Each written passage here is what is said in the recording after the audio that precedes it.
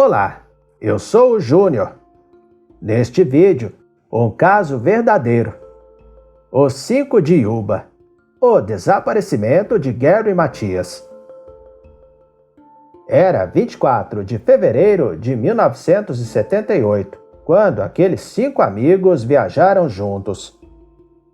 Jack Hewitt e William Sterling eram deficientes intelectuais.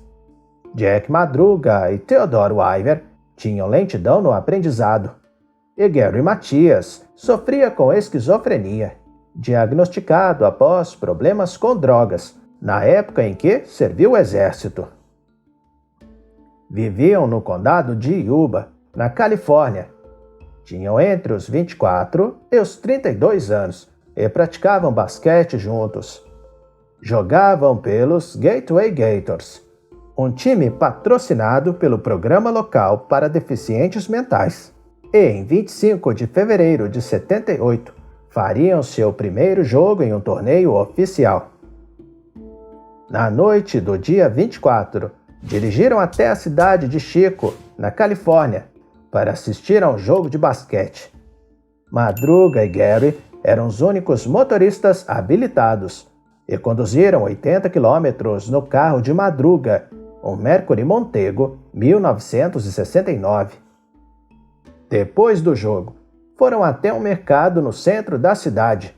Compraram comida, refrigerantes e caixas de leite. Um funcionário lembrou que chegaram pouco antes de fechar, às 22 horas.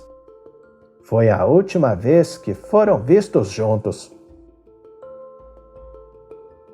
No outro dia, a polícia foi notificada sobre o desaparecimento dos 5 amigos. As buscas começaram nas possíveis rotas que os rapazes poderiam ter pego. Pensou-se que estivessem perdidos ou atrasados. Até então, não havia nenhum suspeito. Um guarda florestal de plumas encontrou o Mercury 69 abandonado, o que não era tão bizarro assim, já que havia muitos esquiadores pela área. Mas depois de saber do desaparecimento, ele reportou. Era 28 de fevereiro daquele ano. Dentro do carro havia restos de alimentos e caixas de bebidas. Algo sobre o jogo de basquete que assistiram e até um mapa da região. Com isso, as primeiras dúvidas.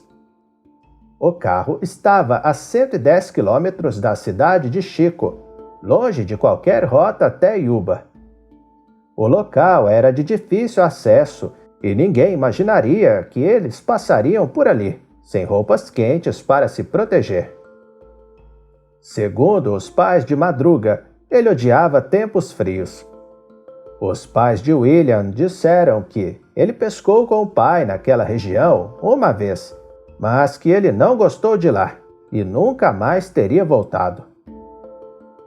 Ninguém entendeu por que abandonaram o carro. Mesmo preso pela neve, as marcas dos pneus demonstravam uma tentativa de sair de lá. As chaves desapareceram e a porta estava destrancada. No entanto, havia gasolina. O veículo foi rebocado e a análise não identificou arranhões ou amassados. Deduziu-se que o motorista era cuidadoso e estava acostumado com a estrada. Para os pais de Madruga, ele não conhecia o local e não deixaria o carro nas mãos de um desconhecido, muito menos as portas destrancadas.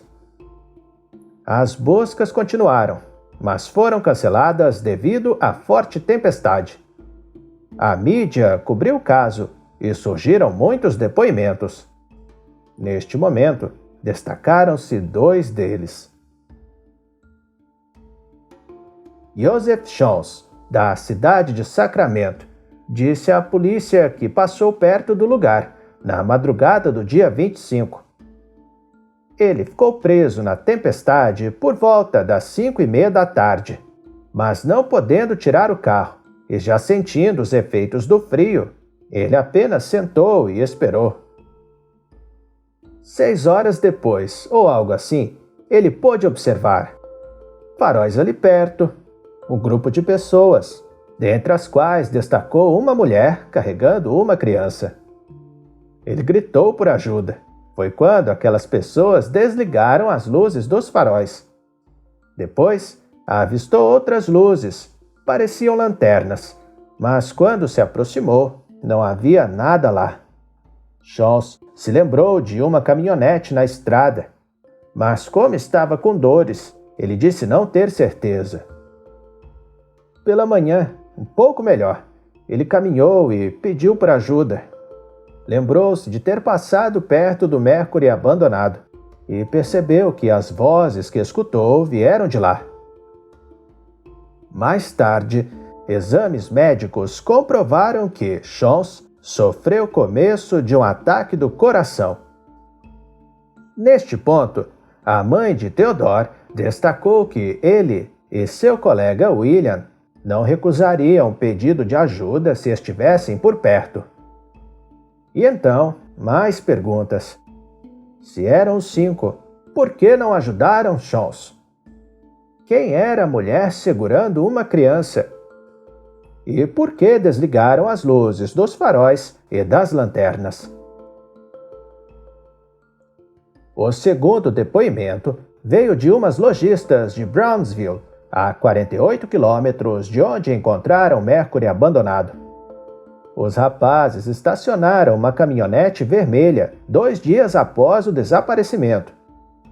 Elas disseram que pareciam ser pessoas de fora da cidade e mais tarde reconheceram que William e Jack ficaram telefonando lá fora, enquanto Madruga e Theodore entraram. Segundo o dono, compraram achocolatados, burritos e refrigerantes.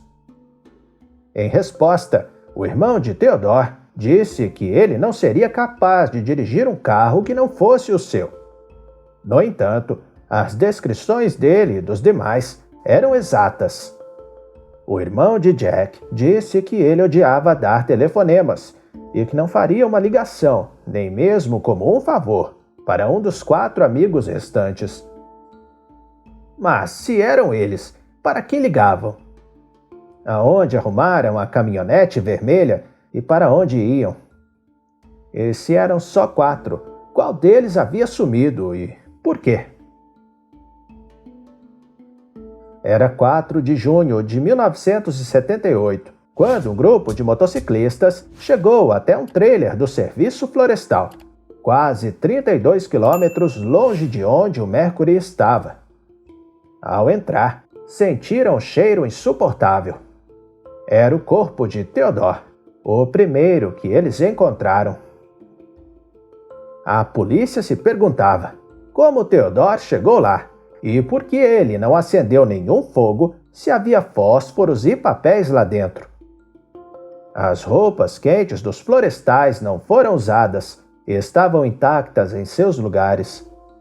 Haviam latas abertas, mas um armário com mantimentos enlatados suficientes para alimentar os 5 por pelo menos 1 ano, estava intocado. Tinha um tanque de aquecimento, mas estava desligado. Por que nada foi usado? A família de Theodore disse que ele se questionava muito sobre fazer ou não tal coisa, por mais simples que fosse. Portanto, se tinha algo ali que poderia ser usado, sabendo que seria de outra pessoa, ele não usaria. Concluiu-se que Theodore esteve acompanhado. O corpo estava enrolado com 8 lençóis, e com um frio extremo, ele não conseguiria isso sozinho. Acharam colar de ouro, uma carteira e um anel de níquel. Tinha um relógio de ouro em cima da mesa, mas este não era dele. Os calçados de Gary Matias também estavam lá, mas os de Theodore não. As poucas latas usadas continham provisões do exército e eram algo que somente Gary ou Madruga usariam, pois eram os únicos ali com treinamento militar. Theodore tinha a barba grande, indicando que sobreviveu por pelo menos 13 semanas, pois no dia do jogo ele tinha feito a barba. Mas por que ele não buscou ajuda se estava vivo? Será que nenhum deles pensou em aquecer o lugar? E os outros 4, aonde estavam? No dia 5 de junho, os restos de Madruga e de William foram encontrados a 18 quilômetros de onde o carro estava. Autópsias confirmaram que ambos sofreram hipotermia. Em 7 de junho, o pai de Jack encontrou a espinha dorsal de seu filho a 3 quilômetros do trailer e o xerife encontrou o crânio de Jack a alguns metros dali. Concluiu-se que Jack também sofreu hipotermia e que seus restos foram devorados por animais. A 400 metros a noroeste do trailer, foram encontrados 3 cobertores do serviço florestal e uma lanterna enferrujada. Não se sabe por quanto tempo os itens ficaram ali, e nenhum vestígio de Gary Matias foi encontrado. Para onde foi Gary Matias? A principal hipótese é: Matias tinha amigos ali perto. Os 5 foram visitá-los, mas ficaram perdidos. Por algum motivo, continuaram seu caminho a pé. Um limpa-neves foi usado um dia antes do desaparecimento, então os rapazes provavelmente seguiram o rastro deixado por ele. Sobre o trailer, eles não usaram nada para não serem culpados por invasão ou roubo. Só que existem muitas lacunas. Por que visitar os amigos de Gary se eles não gostavam de desconhecidos? Por que caminhar no meio de uma tempestade, em um local estranho e de difícil acesso? Se tinham medo de usar as coisas do trailer e serem culpados por roubo ou invasão, então por que entraram e passaram tempo lá? Existe uma outra possibilidade. Shons disse que viu uma mulher carregando uma criança. Na época, casos de roubos nas estradas eram relatados, onde mulheres carregando crianças eram as iscas. Os motoristas paravam para ajudar e acabavam emboscados, sendo largados à própria sorte. Quem sabe eles não caíram neste golpe. Na busca por ajuda, chegaram no trailer, mas foram surpreendidos e fugiram, deixando 2 lá dentro, enquanto os outros 3 subiram a montanha. Theodore e Gary não usaram nada do trailer e nem se aqueceram para não serem descobertos pelas luzes nas janelas. Como ninguém voltou, Gary saiu atrás deles e foi onde ele deixou Theodore sozinho lá. Mas isso não explica os avistamentos da caminhonete vermelha e nem o porquê estavam com ela. Foi tudo para despistar os ladrões? Ou os ladrões trocaram sua caminhonete com os rapazes e levaram o carro deles, o Mercury 69? Sem o carro e largado somente com os cobertores e as lanternas, saíram correndo quando escutaram os gritos de Shons, imaginando que seriam outros ladrões. Seja como for, o 5 de Yuba é um mistério bizarro. Gary Matias nunca foi encontrado. Talvez tenha sido morto pelos amigos por engano. Então eles ficaram ali para morrer por remorso. Quem sabe tentaram ocultar o crime ou pedir ajuda enquanto rodavam com a caminhonete, ou estavam sob as ameaças de outra pessoa, acabando por terem o mesmo destino. Então, foram colocados nas montanhas por alguém que conhecia bem a estrada, sendo capaz de dirigir o Mercury 69 sem prejudicá-lo. Mas isso não importa. Já são mais de 40 anos e não há sinais de que o caso será resolvido. Porque os 5 abandonaram o carro e fugiram para um lugar escuro em uma tempestade no meio da noite. E para onde foi o 5º do grupo? Você acabou de assistir a mais um vídeo. O que achou? Aperta o like para nos ajudar e não se esqueça do comentário. Obrigado por assistir. Tchau!